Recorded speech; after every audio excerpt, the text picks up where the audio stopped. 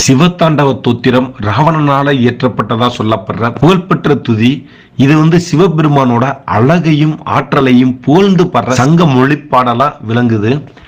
தாளம் போட வைக்கிற நடையும் எதுகை மூனையும் இந்த பாடலோட சிறப்பம்சமா உள்ள அதே வேளை அதுல மயங்கி ஈசனே நடனமாடுவார் அப்படின்ற பொருள்ல சிவத்தாண்டவ தோத்திரம் அப்படின்ற பெயர் காரண பெயரா அமைஞ்சிருக்கு அப்படின்னு சொல்றாங்க.